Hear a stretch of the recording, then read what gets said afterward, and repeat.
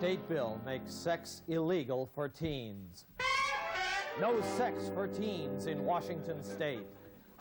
Hey kids, come see us at the Fun Bus to Idaho. This is Cornell Hooper, and I've got buses leaving every hour for the state where it's still legal. Yes, Idaho is wide open and waiting. We'll take you across the state line and then look the other way.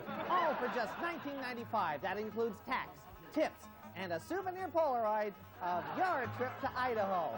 Get your reservations on the Fun Bus now. Remember, if you don't call today, you can't have sex tomorrow. Give us a call.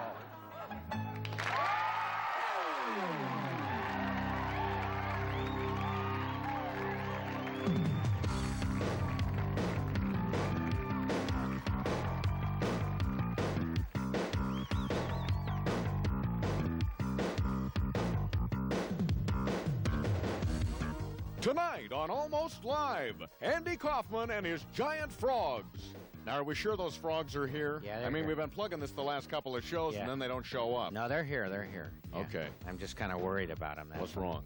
Well, they don't look good. Well, they're frogs. Oh, yeah. Yeah. And in just moments, they'll nuzzle up to this guy. John.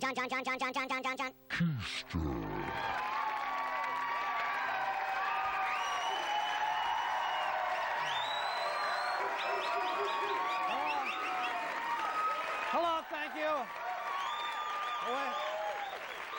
Listen, everybody, they want to ban sex in our state. They want to ban sex. What kind of a state is this?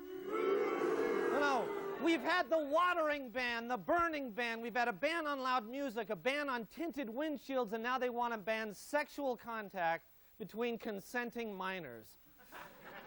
Now, some fraternity brothers at the UW want to know if that includes livestock. Yes, it does. Yes, it does.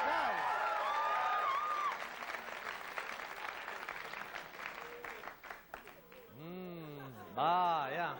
You know, all this talk has started a frenzy of restrictive legislation. They're banning things all over the state. For example, the city of Kent has banned all sideburns of less than 3 inches. Auburn bans all cars that don't have bumper stickers saying honk if you're horny. Tacoma's Hilltop neighborhood bans drive-by shootings between the hours of 4 and 6 p.m. On Broadway, there's a ban on any person whose hair and clothes are not making a serious statement.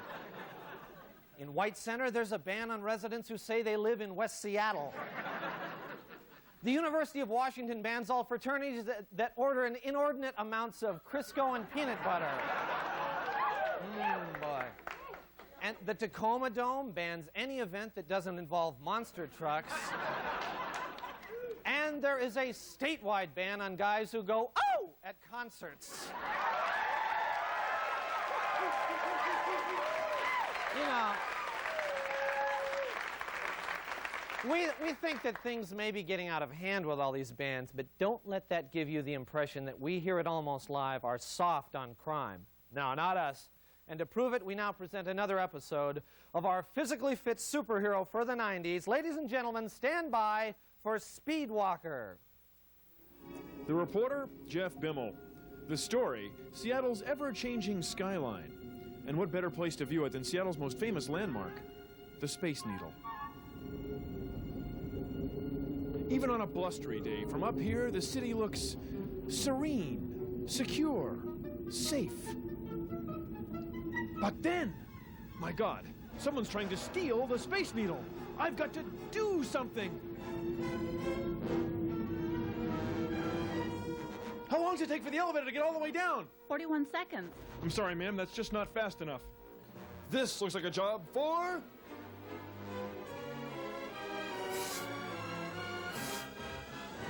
Speedwalker. Yes, it's Speedwalker, a physically fit superhero who fights crime while maintaining strict adherence to the regulations of the International Race Walking Association. Heel toe, Speedwalker.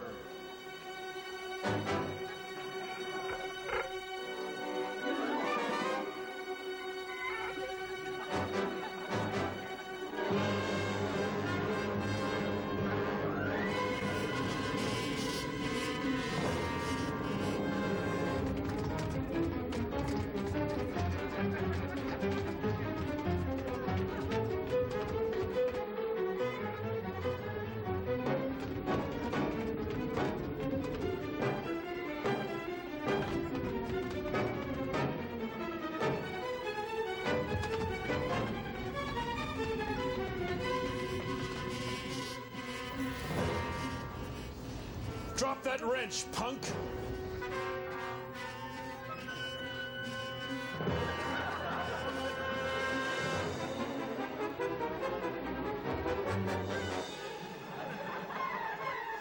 The monorail now departing.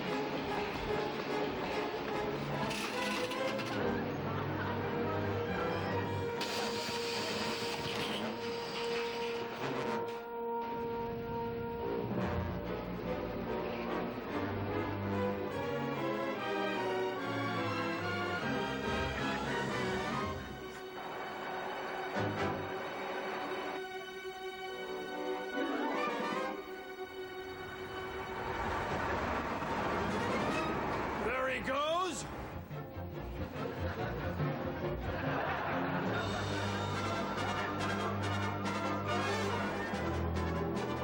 Don't walk, drat!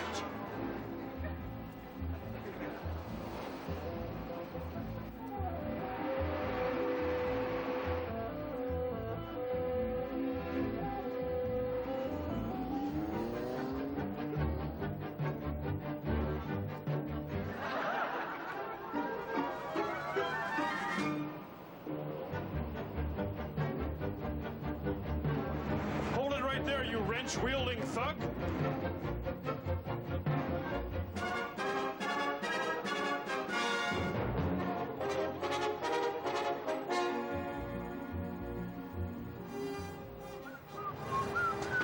Here you are, officer. It's your Space Needle bolt burglar. Thank you, Speed Walker. You'll excuse me, I have some nuts to retorque.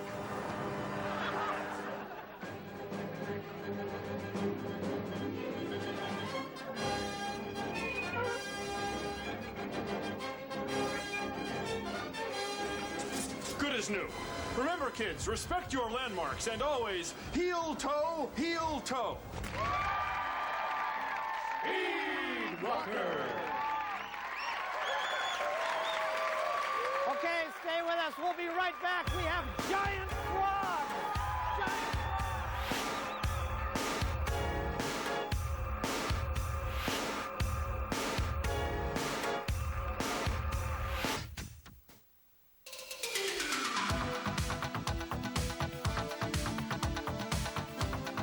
Good evening and welcome to the pre-game show for the big one, Super Bowl 24. Now, the Super Bowl is widely known as the most boring 3 hours in sports, but it doesn't have to be. Wagering on the game always adds a little excitement, but since everyone knows that in this year's game, Denver is going to be utterly humiliated and broken, most serious gamblers say the best action will be the Bud Bowl. Now, last year, Bud beat Bud Light 27-24. This year, Jimmy the Greek says it'll be Bud again by 7 points. Jimmy says that Bud Light can never win because Bud has bigger thighs.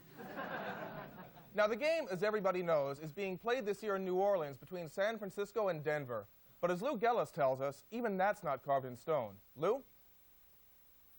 Well, the whole nation is looking forward to the Super Bowl on Sunday, but here in Seattle, we're especially interested because of the mathematical possibility that the Seahawks could still qualify for the big one in New Orleans. Here's what has to happen. First of all, it starts with the Denver Broncos, 12 13-point underdogs and clearly headed for their 4th Super Bowl loss. The team is depressed, and there's a chance that they could spend too much time drinking and carousing on Bourbon Street. They wake up Sunday too ill to perform.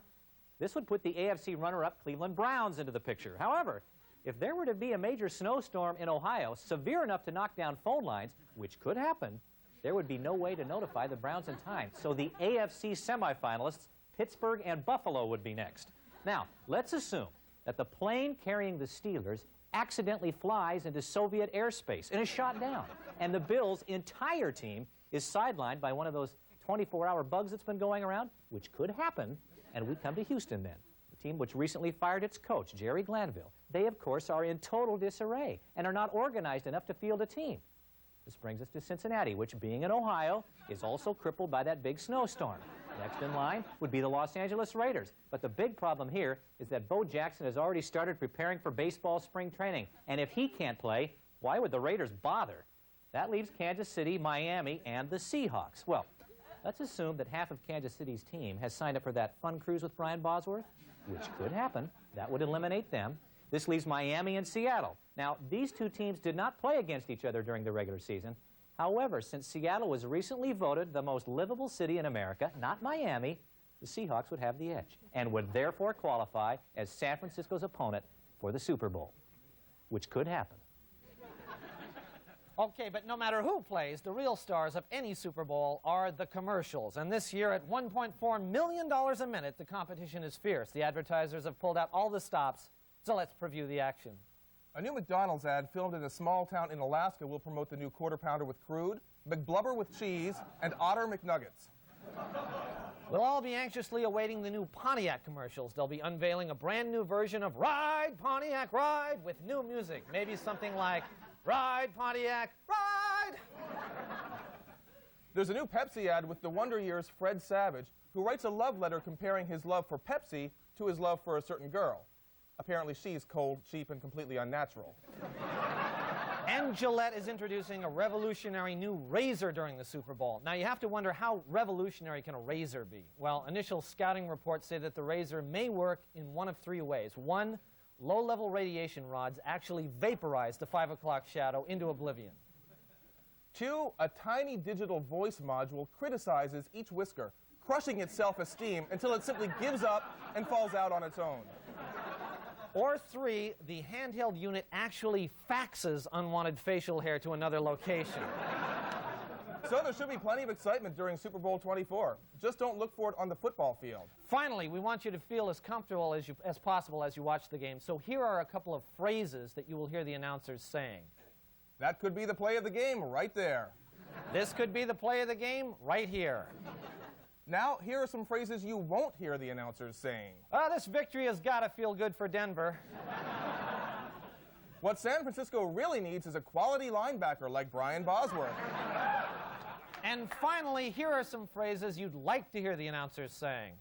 Why would a major network give a microphone to a jerk like me? I'm sorry, have I been babbling? That halftime show really sucked. Hey, Madden, what were you staring at in the locker room? Uh-oh, Pat, those nachos are coming back on me. Well, we hope that helps. Thanks for watching, and we'll see you in the bleachers. Good night.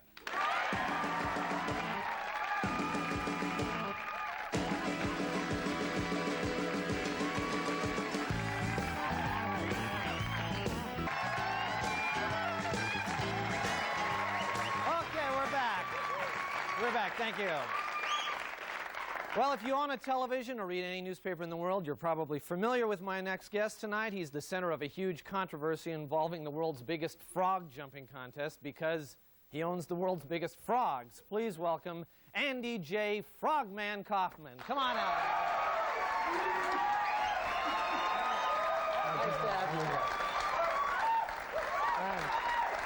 you. This is the guy. You're the guy we've all been reading about. You know, I feel a strange kinship with Andy also.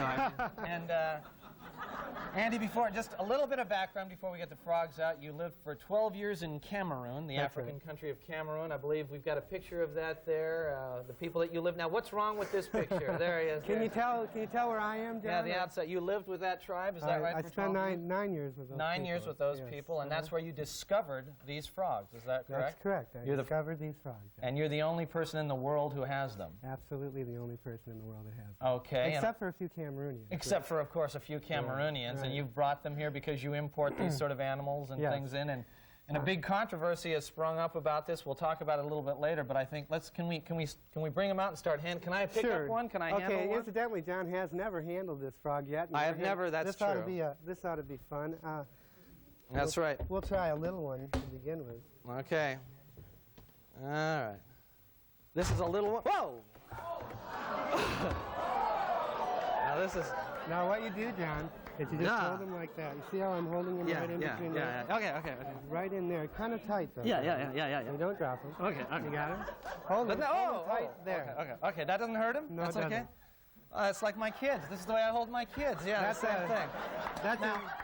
Isn't that good? Now, and that's an 8-pound, 3-ounce frog, which makes it, according to Guinness, the largest frog in the world. But this is a small one to you. Well, I told Guinness they'd never been to Cameroon. They grow to 15 pounds. That's amazing. And once you were seen on the Tonight Show with these, Yes. you've got a lot of response. Michael Jackson, you're going to go down and see him on Thursday. It's just been overwhelming, yes. Yeah, okay. How much are you going to charge Michael Jackson for this little guy? So far we only sell them to zoos. If we do decide to sell some to Michael Jackson, we sell them for $2,500 each. $2,500 each, and you're going to be bringing some more in there. And now I can understand what you were going to enter these in the famous Calaveras County, frog. My intentions are to shatter the Yeah, world record. why don't you take him there for a while? Okay, and I know there's a lot of controversy there. You want to shatter the world's record. I'm going to shatter the world's record Of the, at the Calaveras County they have Frog a Company. delightful odor. These frogs have a delightful odor. You know, people say you get warts from them. No, what you do to frogs, John, is you kiss them and they turn into princes. That's okay. I'll let you take care of that. Okay. That's fine. But now the local paper, I guess, around the Calaveras area has printed. I think we've got an editorial cartoon there. Maybe. Let's see. Yes. Sure, he would have won if what does that say? If he hadn't eaten the judges, he would have Yeah, it won. was, Something like that. There's a bit of a controversy there because, like, I think we've got a picture also of the current national champion. That's my competition. That's your competition there. Okay. Yes, And so they, of course, think, wow, they think this is a bit of you're using ringers here. You know, it's a bit Well, of they think my frogs are too big.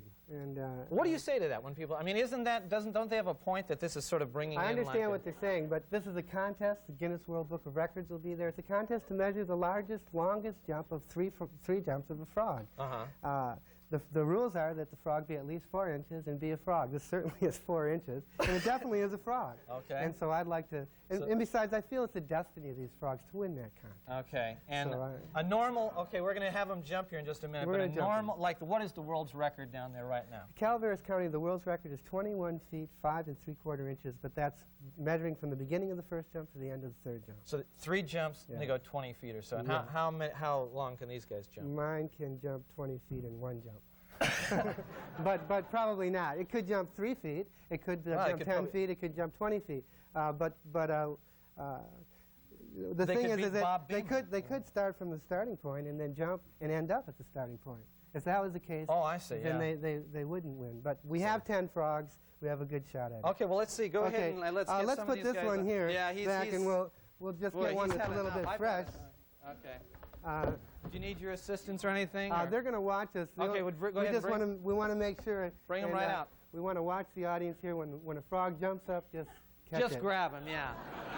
You see the way, you already know how to hold it. Whoa, whoa. This guy.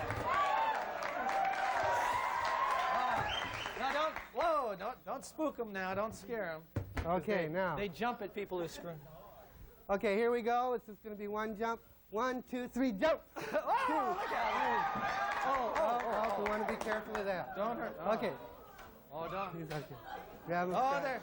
Well, we've lost a frog in the studio, ladies and That was gentlemen. one frog. We Oh, have no, a. here he comes. We'll put him back here, Scott. We'll take another frog. We'll try it one more time here. Wow, that's, If you'd that's- like to do that's that. really something. Boy, that's really something. Now, what do they eat? I mean, would these guys, would they eat an, hey, yeah! These frogs are opportunistic. They'll eat anything that moves. We feed them goldfish, mice. Could they eat another one of the frogs down there? They could, but you know that's getting a little bit. They're very timid and shy as far as eating goes. You never see them eat. Okay, let's see if we can get a shot of this guy going. 2, 3. Two! Oh! Okay, let's take him, Scott. There we go. Oh, yeah. Good shot. Thank you.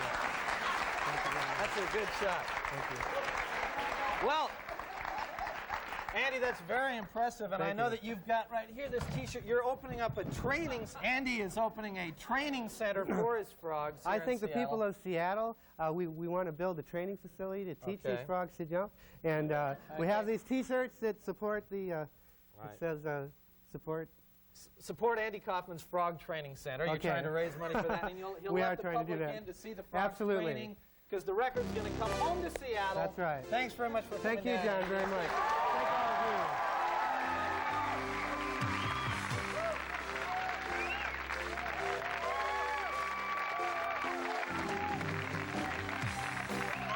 Okay, well, If you saw our show last week, you witnessed a truly historic event, the introduction of our fabulous 70s Challenge. It's a three-part contest that could win you a trip to Los Angeles to watch a taping of The Tonight Show with Jay Leno or maybe even Johnny. In a minute, we'll give you this week's question, but first, here's the first question from last week. In the 70s, Pukas, A, drove barracudas and drank Schlitz, B, hung around your neck, or C, grew wild in Northern California. Okay, that was last week. Now here's this week's question. It's a fill in the blank. Fill in the blank with the correct word to this lyric from a Peter Frampton song. Woke up this morning with a blank in my hand. You got it? Okay, well now, when you finish that, just, we'll give you the next question next week. You can send it in and you may win that. That's our fabulous 70s Challenge. That's all the time we have this week. We'll see you next week. Bye-bye. Promotional consideration for Almost Live provided by Pizzeria Pagliacci, featuring traditional and gourmet pizza by the plate. Pizzeria Pagliacci, rated Seattle's best pizza. Promotional consideration also provided by your local Coca-Cola bottler.